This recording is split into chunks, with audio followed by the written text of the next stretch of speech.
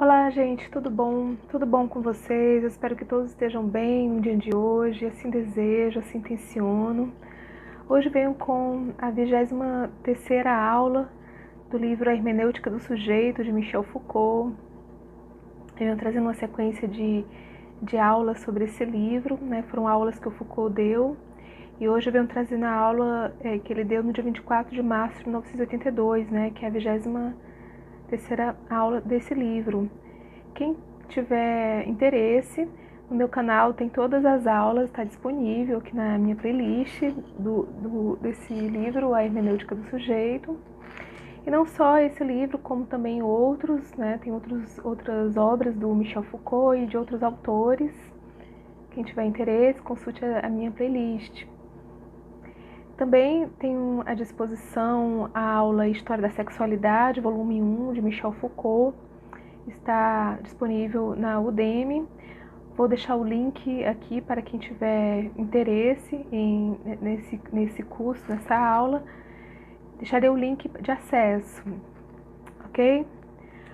Bom, nessa aula que o Foucault ele traz aqui, ele vai tratar de um exercício ascético dos estoicos, né? Ele vai tratar isso no final dessa aula, mas antes ele vai trazer aqui as formas do pensamento sobre si, né? Ele vai tratar um pouco de como aconteceu a filosofia no Ocidente, né? Então é uma aula longa, né? Não é uma aula curta, é uma aula longa, e eu vou tentar deixar essa aula, digamos, fazer de uma forma mais enxuta, né? Essa aula, ok? Para não ficar muito pesada, né? Então, o Foucault ele vai dizer que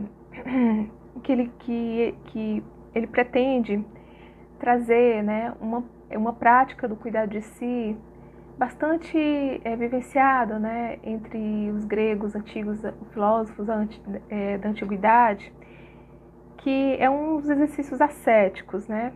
O exercício a qual ele pretende tratar aqui é a meditação. Mas a meditação que ele traz é uma meditação um pouco diferente do que geralmente conhecemos, e eu também já tratei disso em outro vídeo desse livro, da Hermenêutica do Sujeito. A meditação é entendida no sentido geral como o exercício do pensamento sobre o pensamento. É o pensamento que pensa o pensamento. E para tratar dessa questão, né, nas práticas do cuidado de si, na antiguidade, o Foucault ele vai para o texto do Alcebiades de Platão, certo? Que também já tratamos no início dessas aulas, né? Quem tiver interesse está no início. E ele vai trazer esse texto para compreender como é que acontecia esse exercício de meditação. Ele diz assim: lembre-se no início do texto lá de Alcibiades, que Sócrates, já que Alcibiades queria governar Atenas, Sócrates provoca Alcibiades, né, interpela Alcibiades a cuidar de si mesmo, certo? Cuidar,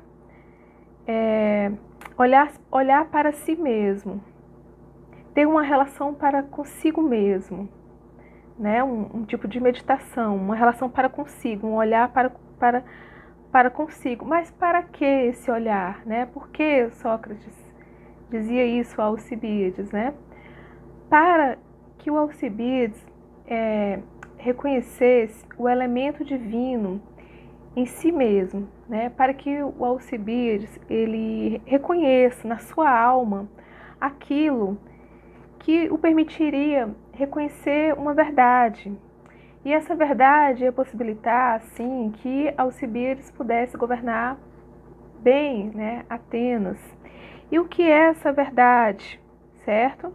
Essa verdade é o divino em si, é reconhecer, lembrar, ter uma memória, né, deixar essa memória desperta em relação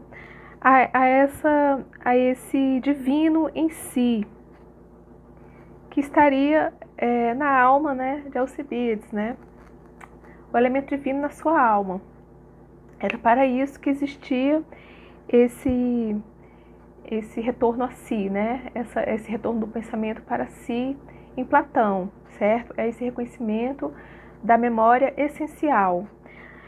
Mas aí o Foucault, ele pretende trazer também um outro tipo de meditação que é diferente dessa forma platônica, né? Que é a meditação trazida pelo o Epíteto, né? Os estoicos. Ele vai tratar bastante dos estoicos nesse capítulo, né? Ele vem tratando.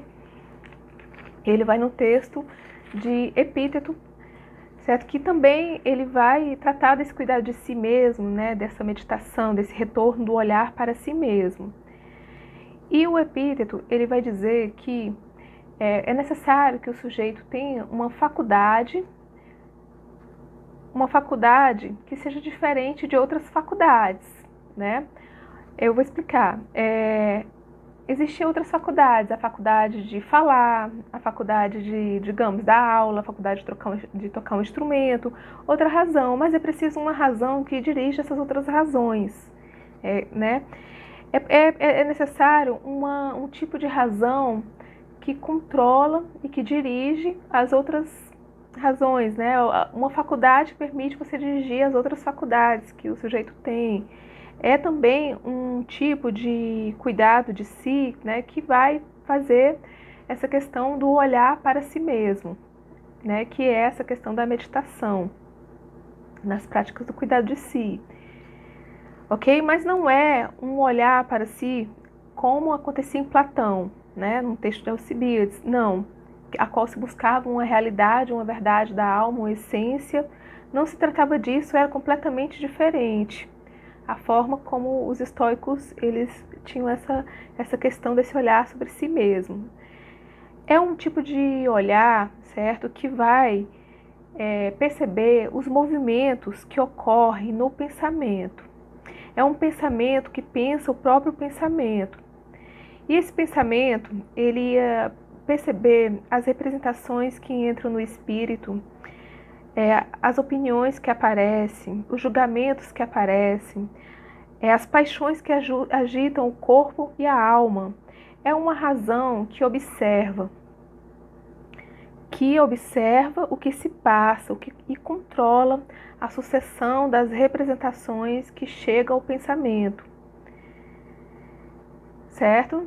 Então, é um pensamento que pensa a si mesmo e conversa consigo mesmo, né? Que digamos assim, tem uma certa crítica e filtra as representações exteriores que entram no espírito, né? E pensa o pensamento, ok?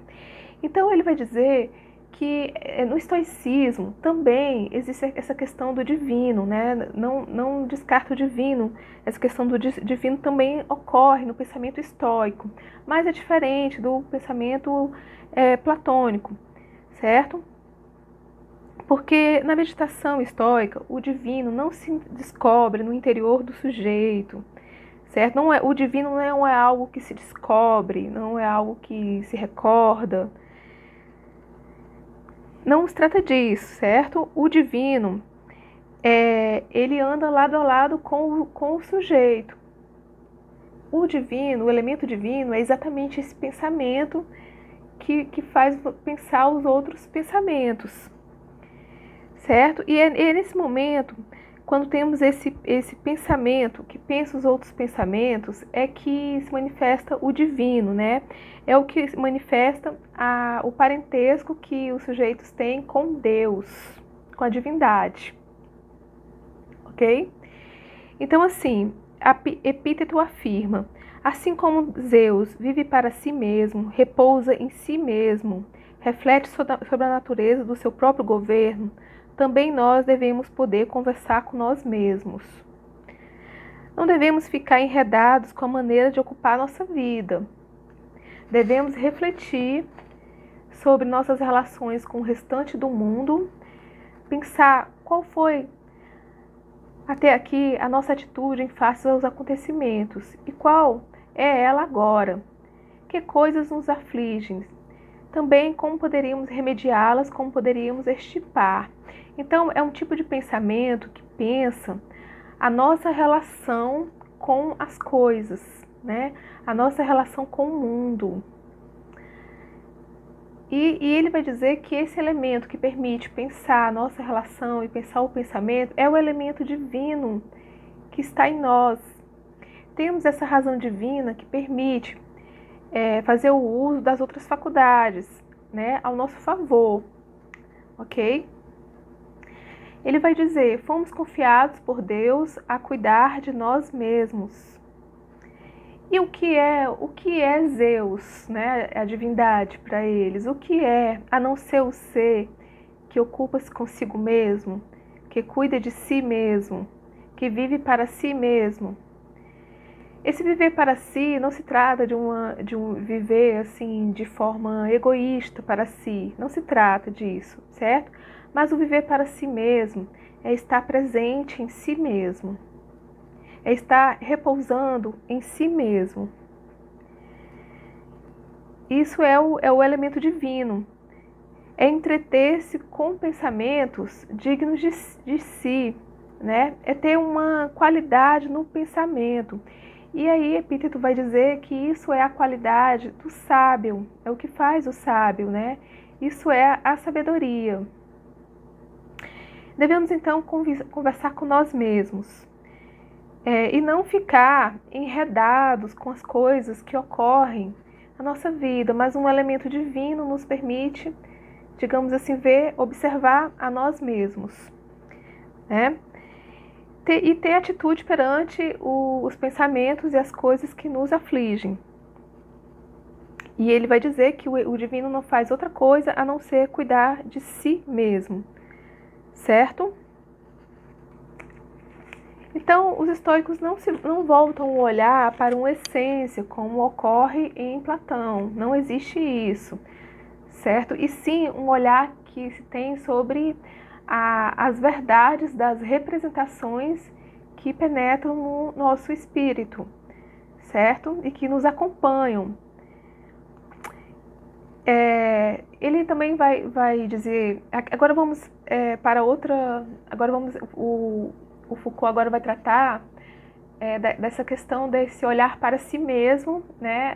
Como aconteceu isso na história do Ocidente. Ele vai dizer que na história do Ocidente houve três grandes formas de reflexividade, né, do pensamento sobre si, que ele vai dizer que é a memória, a meditação e o método.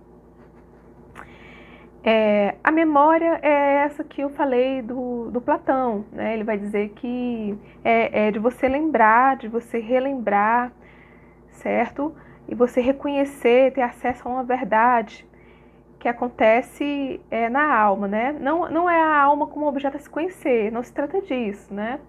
Mas a alma a qual você deve lembrar desse aspecto divino que existe na alma, qual é a verdade, ok? O reconhecimento que dá acesso à verdade, que é o divino em si. Essa é a forma platônica que está bastante presente na história da filosofia, né, e das formas espirituais do Ocidente, de várias formas espirituais da espiritualidade do Ocidente, ok?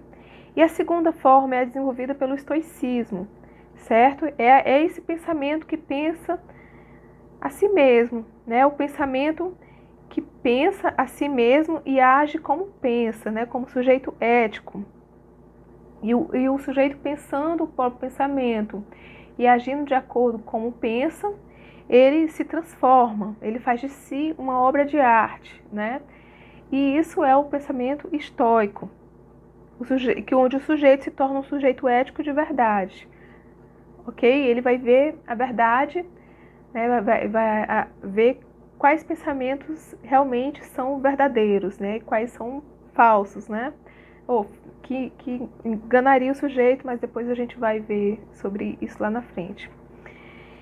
E a terceira forma dessa questão, né, da reflexibilidade sobre si, né, está na questão do método.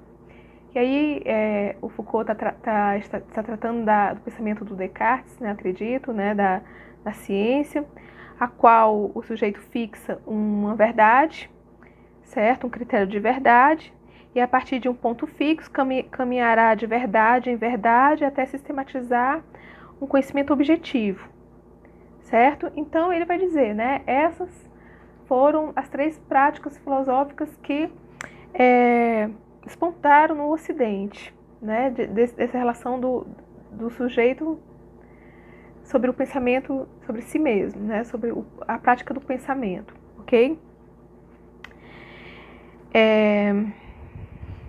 Outra questão que o Foucault quis destacar também, porque ele na verdade está retomando a hermenêutica do sujeito desde o início, né, e ele já tratou disso, é a questão do que ele vai dizer aqui, certo? Que o conhecimento de si, que tem sido esse fio condutor, né, nas análises do sujeito, nessa questão da reflexividade, essa questão do conhecimento de si, que está presente na história da filosofia no Ocidente, certo? Ele vai dizer que esse conhecimento de si não é um conhecimento autônomo, né, no pensamento grego antigo.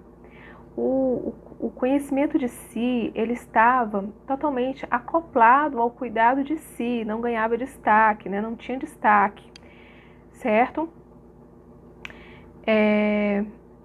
Ele era necessário conhecer a si mesmo, né, ter esse conhecimento, essa volta do olhar para si, para poder cuidar de si, certo?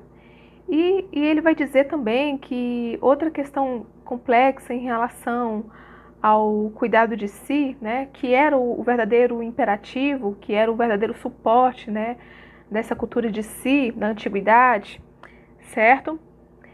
É que existia na antiguidade diferentes, variadas práticas desse cuidado de si, né? Existiam por diferentes filósofos práticas diferentes, né, de cuidado de si, não existia uma única, certo? Ele colocou ele vai tratar aqui do estoicismo, mas eles que tem vários, né, diferentes formas, e ele vai dizer que não podemos constituir uma história contínua, né, dessa questão do cuidado de si, do conhecimento de si, na história do Ocidente, certo? De ver uma história contínua dessas teorias do conhecimento de si, considerando uma forma universal, né, desse princípio tradicional do conhece a ti mesmo. Ele diz que não é por aí, né? Mas ele vai dizer que deve-se começar por uma analítica das formas de reflexividade, né, dessas práticas do conhecimento de si, do cuidado de si, que tem uma variação histórica, né? Então ele dá esse parênteses aí para poder tratar, né, sobre essa questão, né, que na verdade ele está retomando o que ele já falou em capítulos anteriores. E ele vai dizer, né, que o que está, digamos assim, central, digamos, né, nessas formas de meditação antiga, é exatamente esse exame da verdade, né, a qual o Foucault ele pauta bastante no estoicismo. A verdade daquilo que se pensa. Está atento às representações, à realidade, né? Será que não estamos caindo em imaginações, certo? Nós vamos ver essa questão da imaginação em relação ao pensamento um pouco mais à frente, certo? Verificar o que consiste aquilo que vem no nosso pensamento. Fazer uma crítica daquilo que nós pensamos, daquilo que nos é apresentado. Isso aí é o principal, né?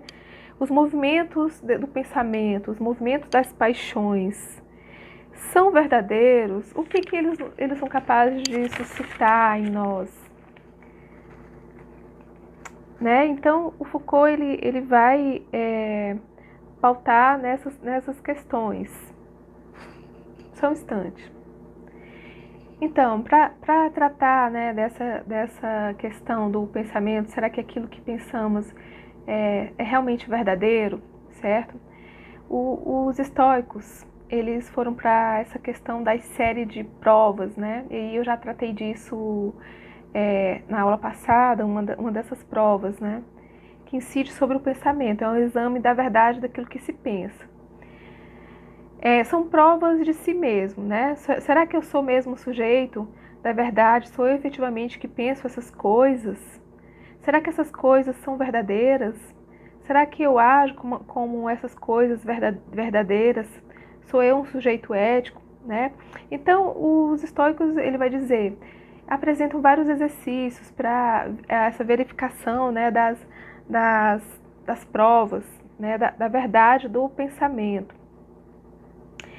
E uma importante questão suscitada na cultura antiga grega, né, é a questão da premeditação dos males. Os estoicos vão tratar disso. E essa questão de você ficar premeditando os males, os infortúnios, ele vai dizer que suscitou vários discursos entre os filósofos da antiguidade, várias discussões e debates ocorreram por essa questão, certo? Essa questão que está no pensamento grego em relação ao porvir, né? Há aí uma desconfiança em relação a essa necessidade de ficar pensando no porvir. Então agora o Foucault ele vai trazer essas discussões que aconteceram, né, na antiguidade sobre essa necessidade de ficar pensando o porvir, né? Mas por que os gregos pensavam tanto nisso, né? Ele vai dizer que temos que levar em conta que haviam razões culturais, certo? Eu imagino aqui que sejam, assim, que o Foucault está tratando aqui das guerras que aconteciam, né? De uma hora para outra você poderia chegar alguém querendo dominar e escravizar, né? Então havia uma preocupação muito intensa com essa questão do porvir, certo? E era um tema então fundamental, certo? Mas assim, para alguns filósofos, essa questão de pensar o porvir, né, de pensar o futuro, era tido como algo negativo, porque o sujeito ia se preocupar antecipadamente, e isso podia absorver o sujeito e torná-lo impotente, certo? E isso era algo ruim, era tudo que essa arte de si combatia, né? Preocupar a mente e tornar o indivíduo impotente, certo? Já por outro lado, a questão de você pensar no passado, a memória, era algo bastante positivo no pensamento da antiguidade, né? Pensar no passado não tinha um valor positivo, ok?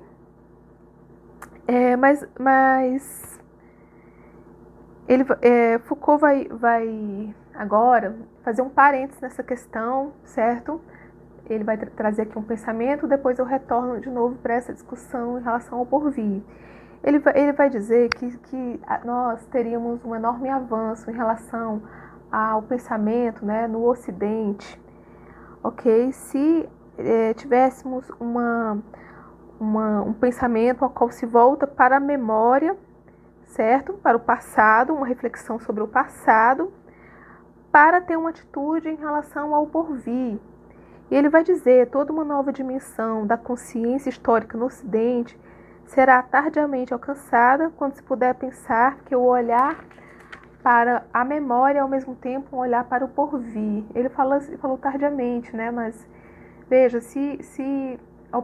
quando pensamos no passado, né? Lembramos do passado e pensamos na nossa atitude em relação ao porvir e visto isso de uma forma histórica, né? Realmente ia trazer ele diz, né, um grande salto de consciência, uma nova dimensão histórica no Ocidente, né? Ele traz isso, né? Bom, isso aqui foi um parênteses que ele deu, então foi uma reflexão dele no texto. Então vamos voltar para a questão da questão do porvir, certo? Ele vai dizer assim, que o porvir, ele não existe, né? Porque não ocorreu ainda. Ele está na nossa imaginação, né? E não temos domínio sobre o que pode acontecer. Ele vai falar, né? Então o porvir nos condena uma imaginação, isso é fato, e uma impotência. E ele vai dizer que a arte de si combate exatamente isso. Aí ele vai trazer um texto de Plutarco, né, que vai tratar do pensamento do porvir como algo bastante negativo, né? Ele vai dizer que Plutarco ele vai chamar de insensatos aqueles que estão constantemente voltados para o futuro, certo? Pois esses indivíduos que estão totalmente voltados para o futuro, eles não estão de posse dos seus bens, né? Daquilo que tem, certo? É uma atitude do sujeito estulto, certo? Que não tem sabedoria. Por quê? Porque o sujeito não está concentrado no presente e ele não está de posse do que tem, né? Então ele tem a mente dispersa, porque ele só pensa no futuro. Ele não é capaz de ter uma reflexibilidade do pensamento sobre si.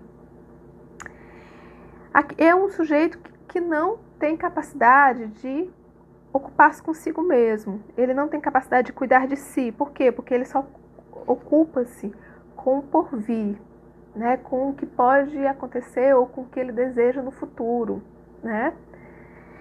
Então, o indivíduo não dá conta do presente, que é a única coisa real, certo?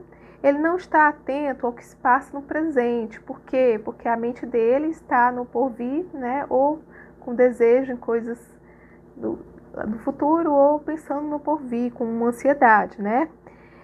E também esse sujeito, ele não pensa no passado, certo? Porque ele só pensa no futuro.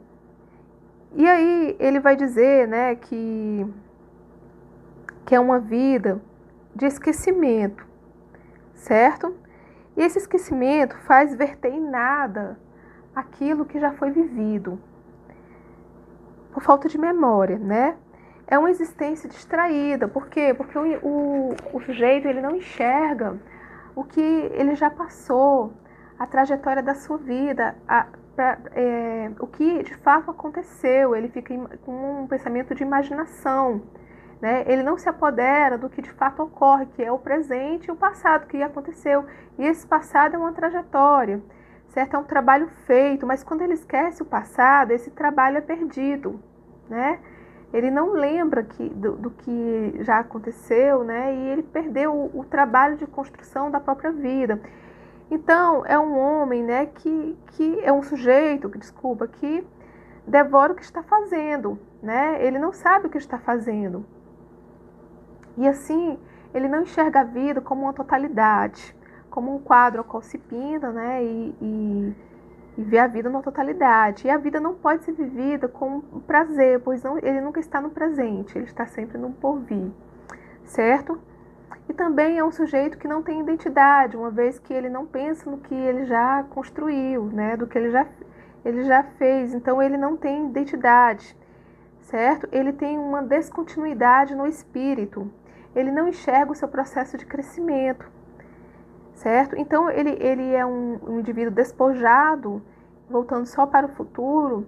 Ele cai necessariamente no vazio, certo? Então, o Foucault vai dizer que nesse texto, né, do Plutarco, há essa questão do privilégio da memória, certo? Como uma forma de aprender a realidade, né? Porque é o que o sujeito já possui, o que aconteceu e o que acontece no presente. E assim o indivíduo adquire, assim, por essa memória do que aconteceu e se apoderando do presente, de uma sabedoria efetiva de si, né? Então essa era mais uma prática que o Foucault ele traz, né? Mas retomando o texto aqui dos estoicos, o Foucault ele vai trazer aqui essa prática, esse exercício, né, da premeditação dos males, que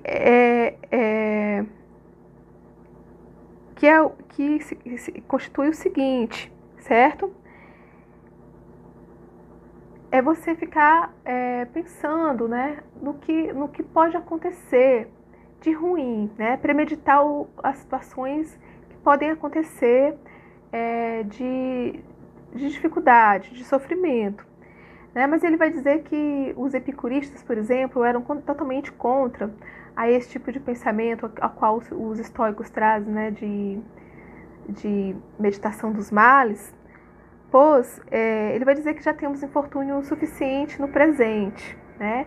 Então não devemos pensar nos males, mas lembrar das coisas boas que vivemos no passado, né? E saber que no futuro também vamos ter teremos, né, outros prazeres, certo? Os epicuristas vão criticar os estoicos em relação a esse pensamento, a qual se volta para o que de ruim poderia acontecer, certo?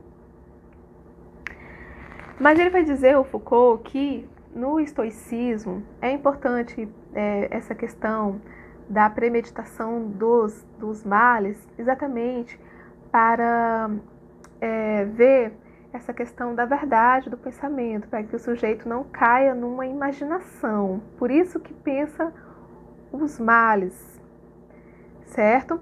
Por quê? Porque quando você pensa no que de ruim poderia acontecer, você equipa o sujeito, você vai trazer um equipamento para o sujeito, certo? De discursos verdadeiros que ele vai suscitar quando algo de ruim se apresentar, um infortúnio se apresentar. Os estoicos vão dizer que um homem que se encontra, né, um homem ou uma mulher, né, eu digo aqui porque está no texto, certo? E é dos estoicos, que se vê surpreendido por um acontecimento que ocorre, né, a qual ele não esperava, tá, foi surpreendido, se encontra assim, diante do infortúnio, uma imensa fragilidade, certo? Que é maior por conta da surpresa, certo? E que se ele tivesse um discurso socorro, uma vez que ele já pensou nesse acontecimento, né, anteriormente, ele iria criar um discurso socorro que ia fazer com que ele reagisse como convém, certo? Diante daquilo que poderia perturbá-lo, né? Poderia perturbá-lo a si, né? O seu espírito, né? E se assim ele criasse esse discurso socorro, ele seria mestre de si. Então é necessário preparar-se, certo? Pois diminuiria assim o peso dos infortúnios. Ele diz, devemos considerar tudo de ruim que pode nos acontecer, né? Mas não só os males que consideramos que comumente aconteceria, mas devemos pensar até aquilo que não esperamos, certo? Então, deve-se exercitar o pensamento em relação ao infortúnio, não só como uma coisa que poderia acontecer. O sujeito deveria ter certeza que o acontecimento iria acontecer, certo? E não é para pensar que vai acontecer lá no futuro, não. É para pensar que vai acontecer imediatamente. E considerar tudo que pode acontecer.